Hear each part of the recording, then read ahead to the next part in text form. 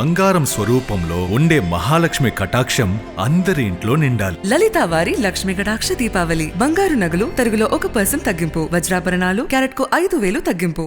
ఆ గంగా యమున నది ఎక్కడో స్టార్ట్ అయ్యి అలా దాటి వెళ్ళిపోయింది అన్నట్టుగా వెళ్ళిపోవడం తప్ప పర్టికులర్ మా ఏరియాకి రా అమ్మా, నువ్వు ఇక్కడి నుంచి ఉండమ్మా, ఇది మన తాలూకు వాళ్ళది, ఇది మన జిల్లా వాళ్ళది, ఇది లేదు. ఈ కండిషన్స్ నామ్స్ మాకు లేవు, అది ఎప్పటికీ లేవు, ఇప్పటికీ రావు. ఎందుకంటే నాకు సిస్టమ్ తెలియదు. అదే అంటే ఎప్పుడు మీకు ఇంకా చాలు అనిపించింది? అంటే మీరు వదులుకున్నారా లేకపోతే ఆయన? వదులుకోవడం అంటే వదులుకోవడం కాదు సార్. ఇప్పుడు నేను వరుసగా సినిమా షూటింగ్లో అక్కడ ఉంటాను. ఆయన వర్క్స్ ఇప్పుడు మీరు వస్తున్నారు, రేపు మార్నింగ్ 10:30కి మూర్తి గారితో మీటింగ్ ఉందని అంటారు. నేను అప్పుడు ఏం చేయాలి? నేను పలానా దగ్గర ఉన్నాను, ఇక వెంకటరావు వెళ్ళి సార్ మూర్తి గారు వస్తారు, కలిసి వస్తా ఒకసారి అని నేను చెప్పలేను కదా. So that is the communication between these two. అది కొంచెం కాంప్లికేషన్ అవుతున్నప్పుడు దెన్ ఐ డిసైడ్ నేను చేసుకొని వచ్చేస్తాను, షూటింగ్లు ఎక్కువ ఉన్నాయి, కొన్నాళ్ళు నేను ఇది కూడా చూసుకొని వస్తానంట. నీకు ఇంట్రెస్ట్ ఉంది కదరా, సత్యానంద్ గారి దగ్గర ట్రైనింగ్ అయినా కదా, నువ్వు యాక్టర్ అవుదామని వచ్చావు కదా ఇక్కడికి, చెయ్యి, చూసుకో, నీకు ఎంత బాగుంటుంది, నీకు మరీ నచ్చకపోతే నువ్వు నా దగ్గర, నేను ఎక్కడికి వెళ్తానని ఆయన. Okay, that is the thing. మ్యూచువల్గా అంతే తప్ప ఎవరో. ఏ టైంలో అది జరిగింది? మిర్చి తర్వాత. మీరు లాస్ట్ సినిమా చేసింది కూడా మిర్చి తర్వాత. మిర్చి ప్యారలల్గా షూటింగ్ జరిగింది. గబ్బర్ సింగ్ రిలీజ్ అయినాక I very busy. Okay. So అవుట్డోర్లు, అటు ఇటు తిరగడాలు, ఇవన్నీ మాకు ఆర్టిస్ట్గా ఉంటాయి కాబట్టి అవన్నీ మనం చేయాలి. ప్రభాస్ దగ్గర ఉన్న కాలంలో మీరు సినిమా ఛాన్సులు కోల్పోవటం అట్లా జరిగింది? చాలా కోల్పోయాను, చాలా. సో ఈయన దగ్గర టైం ఇక్కడ ఉంచాలి కాబట్టి, ఈయన కోసం కేటాయించాలి కాబట్టి కదా, ఇటు అటు ఉంటాయి సార్. లేకపోతే ఈ పాటికి ఇంకా ఆల్మోస్ట్ అక్కడతో ఆరింటితో వెళ్ళిపోయేవాడిని, వెనక్కి ఇన్ని సినిమాలు చేసేవాడిని కాదు, అదంతా నాకు తెలుసు. సో ఆ తర్వాత కూడా మీ ఇద్దరి మధ్య రిలేషన్ అనేది ఎలా ఉంది? ఎప్పటికీ ఉంటుంది. ఇప్పుడు మేము స్టార్ట్ చేసింది ఇలా చేస్తే ఇలాగ అవుతావు, అలా చేస్తే ఇలాగ అవుతావు అనే రిలేషన్ కాదు అది. ఆయనతో పాటు వెళ్ళిపోవడమే. అంటే ఆయన ఫ్యామిలీలో ఒక మెంబర్ లాగే ఉండేదే, ఇప్పటికీ కూడా ఉంది అది. అప్పుడంటే ఆల్మోస్ట్ వాళ్ళ ఫ్యామిలీ మెంబర్ లానే ఉండేవాడు కదా. ఈవెన్ కృష్ణరాజు గారు కూడా మిమ్మల్ని అలాగే ట్రీట్ చేశారు అనుకుంటా. ఆ ఫ్యామిలీ ఇంక అందరు అంతేనండి. ఆయన మనిషి అంటే ఫ్యామిలీ అందరూ కూడా ఆయన మనిషిలాగా చూస్తారు. ఇప్పుడు ఆయన దగ్గర పనిచేసిన కొత్తగా వచ్చిన అసిస్టెంట్ అంటే వాడికి ఇవ్వాల్సిన గౌరవం వాళ్ళకి అలాగే అందరూ ఫ్యామిలీస్ అందరూ వాళ్ళకి అది ఆ కల్చర్ ఉంది. సో కృష్ణరాజు గారు వెళ్ళిపోవటం అనేది ఆ ఫ్యామిలీకి పెద్ద దెబ్బ కదా. మీకు మీరు పర్సనల్గా కృష్ణరాజు గారితో ఏమన్నా ర్యాపో ఉందా? ఏమన్నా జ్ఞాపకాలు ఉన్నాయా కృష్ణరాజు గారితో? ఆయనతో ఎప్పుడు కూడా వచ్చినా నాకు మంత్రి అనేవారు. మంత్రి ఆయన కొడుకేమో రాజు. మంత్రి రా, ఏంటి ఏవో వాగుతావు కదా, వాగు, ఆడి మీద అనకు, నాకు చిరాకు. మరి వాగుతావు కదా, వాగంటారు, ఆడి మీద అనకంటే నేనేం మాట్లాడాలి సార్ అన్నా, న్యూస్ చదవాలా అన్నాను.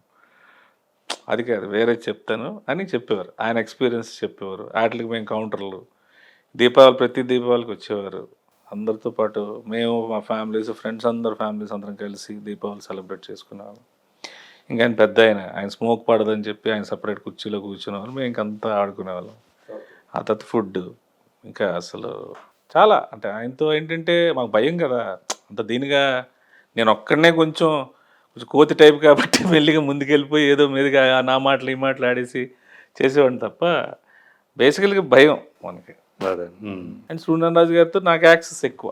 మెయిన్ నాకు ఆయన బాగా ఇంకా ఆల్మోస్ట్ మార్నింగ్ లెగిసి నేను మాట్లాడే ఫస్ట్ దేవుడు దండం పెట్టుకుని వెళ్ళి మాట్లాడేది ఆయనే నాకు, సూర్యనారాయణ రాజు గారు.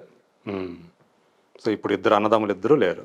ప్రభాస్ అనుష్క సంబంధించి మనకి చాలా చాలా కథలు తెలుసు. ఈ మధ్య ఫ్యాన్స్ అనేవాళ్ళు వాళ్ళిద్దరికి పిల్లలు కూడా పుట్టినట్టుగా క్రియేట్ చేసేసి గ్రాఫిక్స్ తోటి ఇవన్నీ సర్క్యులేట్ చేయటం, ఇవి చూస్తుంటే మీకు ఏమనిపిస్తుంటుంది? మీడియా పెరిగిపోయింది. చూసే కొత్త తులసి నాకు తల్లి లాంటిది, నాకు రాశారు. నేను మీతో ఈ గోడు వినిపించుకోవాలా సార్? ఇలా రాశారు సార్, నేను మీకు ఇంటర్వ్యూ చేయాలా? మా ఇంట్లో పిలిచి ఇలా నా మనోభావాలు దెబ్బతిన్నాయి, నా ఇంట్లో నా ఫ్యామిలీతో ప్రాబ్లమ్స్ వస్తున్నాయి, ఆవిడకో ఫ్యామిలీ ఉంది. యాక్చువల్గా ఆమె మిమ్మల్ని హెచ్చరించారు అనుకుంటా కదా, ఇట్లా వస్తుంది చూడు సీన్ అనేది అన్నట్టున్నారు. ఆవిడ నా మెసేజ్ పెట్టారు, ఇట్లాంటివి వస్తాయి మీడియాలో చాలా వస్తాయి, first of all you should tell the fact of this to your wife. అంటే మీరు కలిసి ఇంటర్వ్యూలు ఇవ్వటం అది జరిగింది. యాక్చువల్గా ప్రమోషన్ కోసం ఇచ్చిన ఇంటర్వ్యూ అది. మా పాపం వాళ్ళకి మరి టీఆర్పీ రేట్లు లేవో, లేకపోతే ముందు రావాల్సింది 4 వీకుల తర్వాత వచ్చింది. ఆ తర్వాత మన అల్లు శిరీష్ గారి సినిమా ప్రమోషన్స్లో 1 వీక్ వెళ్ళిపోయింది. ఆ తర్వాత ఇంకో అనుకోని ప్రయాణం ఒక సినిమా కోసం వచ్చిన ఇంటర్వ్యూ అది ఆలీ గారితో. నెక్స్ట్ వీక్ టెలికాస్ట్ అవ్వాల్సింది అవ్వాల.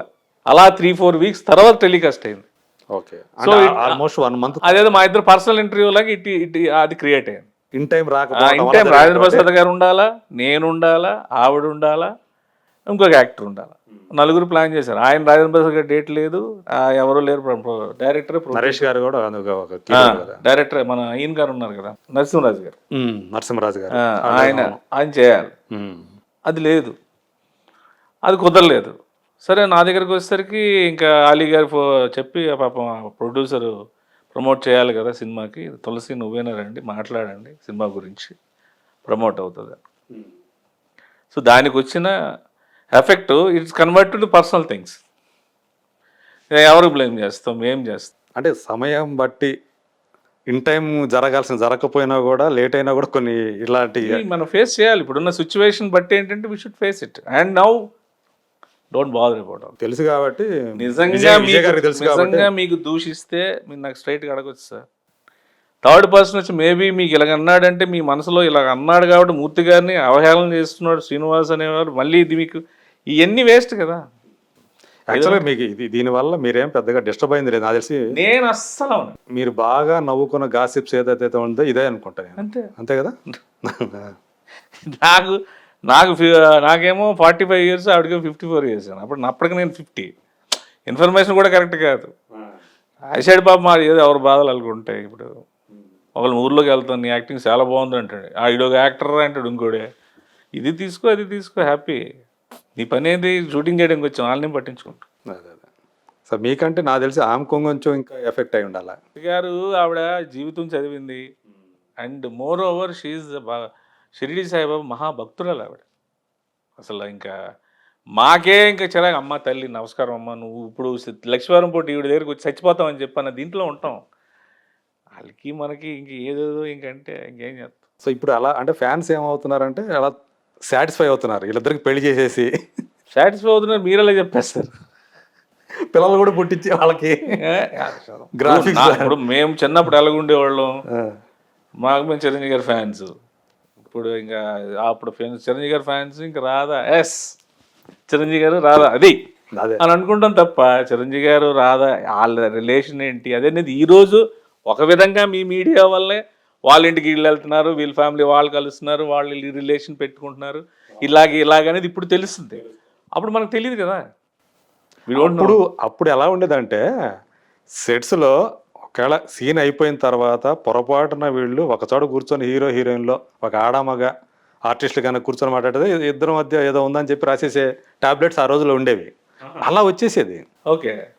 ఇప్పుడు మీడియా వచ్చిన తర్వాత ఇప్పుడు రిలేషన్షిప్స్ అనేవి ఫ్రెండ్షిప్, ఇద్దరి మధ్య ఫ్రెండ్షిప్ ఉంది, కామన్ అయిపోయింది కదా. ఇప్పుడు హీరో హీరోయిన్లు క్లోజ్గా ఉండటం అనేది, మాట్లాడుకోవడం అనేది, అసలు ఎవరు ఏంటి అనేది తెలిసింది సార్. ఇప్పుడు బేసికల్గా మనం ఒక అపోహలో ఉంటాం, ఇదేంటి అదేంటి. ఇప్పుడు తిరుపతి దర్శనం కానీ ఇప్పుడు అవి కానీ కొన్ని నాకు తెలిసిన జీవిత సత్యాలు ఏంటంటే ఇవన్నీ ఎందుకు, అక్కడికి వెళ్తేనే పుణ్యమా, శక్తిపీఠాల దగ్గరికి వెళ్ళకపోతే ఇంట్లో మనం పెట్టుకున్న దేవుడు శక్తిపీఠం కాదా, అక్కడికి వెళ్ళిన తర్వాత బాబో జరుగు బాబో జరుగు అని ఇసురు కొట్టేస్తుంటే ఇంత బాధపడి తోసుకొని వెళ్ళి ఆ దేవుడికి అలా చూసి సెకండ్స్లో దీనివల్ల వచ్చేది ఏంటి రానిది ఏంటి అనేది, అక్కడ జరుగుతున్న ఇష్యూస్ అన్ని కళ్ళకి చూసి మన అయ్యప్ప స్వామి దర్శనంకి వెళ్ళిన తర్వాత అయ్యప్పని కర్రలు పెట్టుకొని పేల్ కొట్టు వాళ్ళకు ఉన్న ప్రాబ్లమ్స్ డైరెక్ట్గా చూస్తూ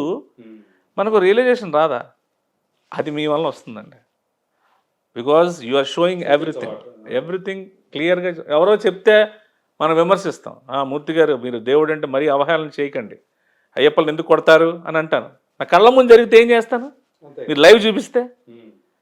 అది ఈరోజు క్లియర్గా జనాలకు అర్థమవుతుంది ఏంటంటే మీరు మీడియా వాళ్ళు అలా లైవ్ చూపించడం వల్ల చాలా విషయాలు ప్రస్ఫుటంగా తెలుస్తున్నాయి. ఇక్కడ వాళ్ళు ఆడే విషయాలన్నీ తెలుస్తున్నాయి, నమ్మలేని ఈ వ్యక్తి కనుక ఇంత బ్యాక్ డ్రాప్లో ఈ డబ్బులు ఇచ్చి మనల్ని తీసుకొచ్చి బలి పశువులకు వాడుతున్నాడు అనే విషయం ఈరోజు జనాలు ప్రతి ఒక్కరికి తెలిసిపోయింది. నేను వెళ్ళి నర్సంపేట వెళ్తున్నాను, ఒక 20 మంది రండి, ఫుల్ హడావుడి చేసిండంటే ఏంటి, ఎందుకు హడావుడి చేసి, నువ్వేమి ఇస్తున్నావు చెప్పు అంటారు. ఇప్పుడు ఊరికే పాత రోజుల్లాగా జై జై జై జై అనే మనుషులు ఎవరు లేరు. నువ్వు ఏదైనా ఇస్తావా, అప్పుడు ఓకే మేము చూస్తాం. ఆరుగురు ఉన్నావా, 6 ఉన్నావా, 10 మంది ఉన్నావా, ఇంత అవుద్దాయి చెప్పడికి. ఈ కల్చర్ అనేది మంచిదే, ఎందుకంటే ఎవరి మట్టిగా వాళ్ళు ఏదో అయిపోదామంటే అయ్యేది కాదు కదా. ఏదైనా ఏది ఎలా జరుగుతుందో అలా జరుగుతుంది అది. జరుగుద్ది. ఇప్పుడు మన వేషాలు కొన్నాళ్ళు సాగుతాయి సార్. ఇంట్లో పిల్ల పెద్దదవుతుంది. పెద్దదైనాక మనకి జీవితంలో మనం ఏం చేసాము అనేది మన పిల్లలు పెద్దదైనాక మనల్ని చూపించే రిఫ్లెక్షన్ బట్టి మనకి రియలైజేషన్ స్టార్ట్ అవుతుంది. అది స్టార్ట్ అవ్వట్లేదంటే ఏంటి, ఇంకా వాడు ఇంకేదో చేయడానికి ఉన్నాడని లెక్కేసుకోవాలి తప్ప ఎవరు హ్యూమన్ బీయింగ్ అయినా రీసైక్లింగ్ స్టార్ట్ అవుతుంది.